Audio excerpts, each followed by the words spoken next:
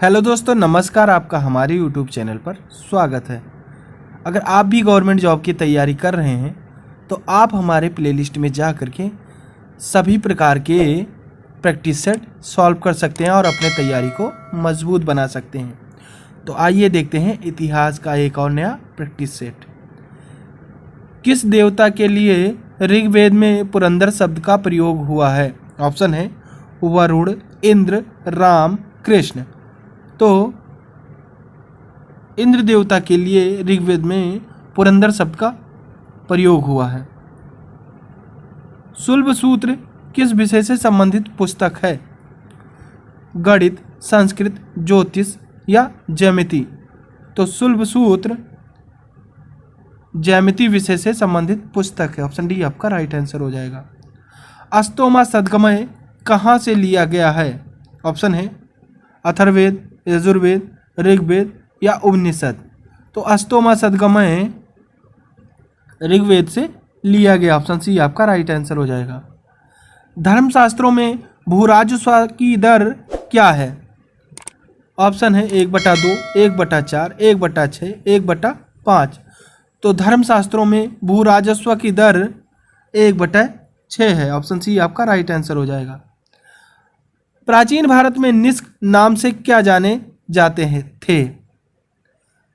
तो प्राचीन भारत में निष्क नाम से स्वर्ण आभूषण जाने जाते थे। ऑप्शन बी आपका राइट आंसर हो जाएगा। योग दर्शन के प्रतिपादक हैं? ऑप्शन है गौतम, चाणक्य, विदुर, पतंजलि। तो योग दर्शन के जो प्रतिपादक हैं वह पतंजलि हैं। ऑप्शन डी आपका राइट आंसर हो जाएगा। उपनिषद पुस्तकें किससे संबंधित हैं? ऑप्शन है दर्शन, धर्म, योग या इनमें से कोई नहीं। तो उपनिषद पुस्तकें दर्शन से संबंधित है। ऑप्शन डी ए आपका राइट आंसर हो जाएगा। आरंभिक वैदिक साहित्य में सर्वाधिक वर्णित नदी है? तो आरंभिक वैदिक साहित्य में सर्वाधिक वर्णित नदी सिंधु नदी है। ऑप्शन ए आपका राइट आंसर हो जाएगा। कर्म का सिद्धांत किससे संबंधित है? ऑप्शन है मीमांसा से, वेदांत से, न्याय से या ये सभी। तो कर्म का सिद्धांत मीमांसा से संबंधित है। ऑप्शन ए आपका राइट आंसर हो जाएगा। वैदिक युग में प्रभावित लोकप्रिय शासन प्रणाली थी? ऑप्शन है गणतंत्र, प्रजातंत्र, राजा शासन या वंशानुगत राजतंत्र। तो वैदिक युग में प्रभावित लोकप्रिय शासन प्रणाली गणतंत्र प्रणाली थी। ऑप्शन ए आपका राइट आंसर हो जाएगा। सबसे प्राचीन वेद कौन सा है? ऑप्शन है सामवेद, ऋग्वेद, अथर्ववेद या यजुर्वेद। तो सबसे प्राचीन वेद हमारा ऋग्वेद हो जाएगा। ऑप्शन बी आपका राइट आंसर हो जाएगा। कौन सा वेद अंशतः गद्य रूप में भी रचित है? तो यजुर्वेद अंशतः गद्य रूप में भी रचित है। ऑप्शन डी आपका राइट आंसर हो जाएगा।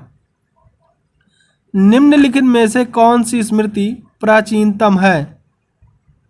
तो निम्नलिखित में से मनु स्मृति प्राचीनतम स्मृति है। ऑप्शन बी आपका राइट आंसर हो जाएगा। आदि काव्य की संज्ञा किसे दी जाती है? तो आदि काव्य की संज्ञा रामायण को दी जाती है। ऑप्शन सी आपका राइट आंसर हो जाएगा। गायत्री मंत्र की रचना किसने की थी? ऑप्शन है परीक्षित, विश्वामित्र, वशिष्ठ या इनमें से कोई नहीं। तो गायत्री मंत्र की रचना विश्वामित्र ने की थी। ऑप्शन बी आपका राइट आंसर हो जाएगा। हड़प्पावासी किस वस्तु के उत्पादन में सर्वप्रथम थे? ऑप्शन है कपास, जौ, चावल, गेहूं। तो हड़प्पावासी कपास वस्तु के उत्पादन में सर्वप्रथम थे। ऑप्शन ए आपका राइट आंसर हो जाएगा। सिंधु सभ्यता का कौन सा स्थान भारत में स्थित है? ऑप्शन है लोथल, हड़प्पा, मोहनजोदड़ो या इनमें से कोई नहीं। तो सिंधु सभ्यता का लोथल स्थान भारत में स्थित है। ऑप्शन ए आपका राइट आंसर हो जाएगा। पाली ग्रंथों में गांव के मुखिया को क्या कहा जाता है? तो पाली ग्रंथों में गांव के मुखिया को हम ग्राम भोजक कहते हैं। ऑप्शन ए आपका राइट आंसर हो जाएगा। नेक्स्ट क्वेश्चन देखते हैं। नंद वंश का संस्थापक कौन था? ऑप्शन है नागार्जुन, धननंद, महानंद, इनमें से कोई नहीं।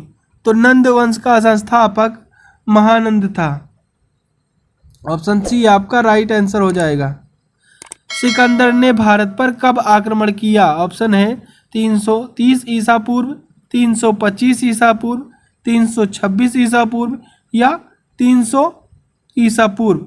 तो सिकंदर ने भारत पर 326 ईसा पूर्व में आक्रमण किया था। ऑप्शन सी आपका राइट आंसर हो जाएगा। नंद वंश का अंतिम सम्राट कौन था? ऑप्शन है महापद्मनंद, घननंद, कालाशोक या इनमें से कोई नहीं। तो नंद वंश का अंतिम सम्राट घनानंद था। ऑप्शन बी आपका राइट आंसर हो जाएगा। नेक्स्ट क्वेश्चन देखते हैं। विश्व का पहला गणतंत्र वैशाली में किसके द्वारा स्थापित किया गया? तो विश्व में पहला गणतंत्र वैशाली में लिच्छवी द्वारा स्थापित किया गया। ऑप्शन बी आपका राइट आंसर हो जाएगा। पहला ईरानी शासक जिसने भारत के कुछ भाग को अपने अधीन किया था कौन था? ऑप्शन है साइरस, डेरियस, कॉम्बिसिस या जेरसिस। तो पहला ईरानी शासक जिसने भारत के कुछ भाग को अपने अधीन किया था वह डेरियस था। ऑप्शन बी आपका राइट आंसर हो जाएगा। त्रिपिटक ग्रंथ है, तो त्रिपिटक ग्रंथ बौद्धों का ग्रंथ है। ऑप्शन ए आपका राइट आंसर हो जाएगा। किस शासक ने बौद्धों के लिए विख्यात विक्रमशिला विश्वविद्यालय की स्थापना की थी? तो धर्मपाल शासक ने बौद्धों के लिए विख्यात विक्रमशिला विश्वविद्यालय की स्थापना की थी। ऑप्शन बी आपका राइट आंसर हो जाएगा। महावीर का जन्म किस क्षत्रिय गोत्र में हुआ था? ऑप्शन है शाक्य, लिच्छवी, जात्रिक या सल्लास। तो महावीर का जन्म जात्रिक क्षत्रिय गोत्र में हुआ था। ऑप्शन सी आपका राइट आंसर हो जाएगा। महावीर की माता कौन थी? ऑप्शन है देवानंदी, त्रिशला, यशोदा या इनमें से कोई नहीं। तो महावीर की माता त्रिशला थी। ऑप्शन बी आपका राइट आंसर हो जाएगा। प्राचीनतम विश्वविद्यालय कौन था? ऑप्शन है नालंदा, वैशाली, गांधार या इनमें से कोई नहीं। तो प्राचीनतम विश्वविद्यालय नालंदा विश्वविद्यालय था। ऑप्शन ए आपका राइट आंसर हो जाएगा। भगवान महावीर का प्रथम शिष्य कौन थे? ऑप्शन है जमाली, यशुद या प्रभास या इनमें से कोई नहीं। तो भगवान महावीर के प्रथम शिष्य जमाली थे। ऑप्शन ए आपका राइट आंसर हो जाएगा। आजीवक संप्रदाय के संस्थापक कौन थे? ऑप्शन है उपाली, मक्खल गोसाल, आनंद या इनमें से कोई नहीं। तो आजीवक संप्रदाय के संस्थापक मक्खल गोसल थे। ऑप्शन बी आपका राइट आंसर हो जाएगा। तैमूर लंग ने किस वर्ष में भारत पर आक्रमण किया? ऑप्शन है 1350 ईस्वी, 1600 ईस्वी, 1398 ईस्वी या इनमें से कोई नहीं। तो तैमूर लंग ने 1398 ईस्वी में भारत पर आक्रमण किया था। ऑप्शन सी आपका राइट आंसर हो जाएगा। लोधी वंश का संस्थापक कौन था? ऑप्शन है बहलोल लोधी, सिकंदर लोधी, इब्राहिम लोधी या इनमें से कोई नहीं। तो लोधी वंश का संस्थापक बहलोल लोधी था। ऑप्शन ए आपका राइट आंसर हो जाएगा। नेक्स्ट क्वेश्चन देखते हैं। महमूद गजनी किस वंश का था? तो महमूद गजनी यामनी वंश का था। ऑप्शन ए आपका राइट आंसर हो जाएगा। शून्य की खोज किसने की? ऑप्शन है भास्कर, आर्यभट्ट, बराहमिहिर या इनमें से कोई नहीं। तो शून्य की खोज आर्यभट्ट द्वारा की गई। ऑप्शन बी आपका राइट आंसर हो जाएगा। प्राचीन भारत में निम्न में से कौन सा विद्या अध्ययन का केंद्र नहीं था? तो प्राचीन भारत में निम्न में से कौशाम्बी विद्या अध्ययन का केंद्र नहीं था। ऑप्शन ए आपका राइट आंसर हो जाएगा। किस विदेशी यात्री ने भारत का दौरा सबसे पहले किया था? तो मेगास्थनीज ने भारत का दौरा सबसे पहले किया था। ऑप्शन बी आपका राइट आंसर हो जाएगा।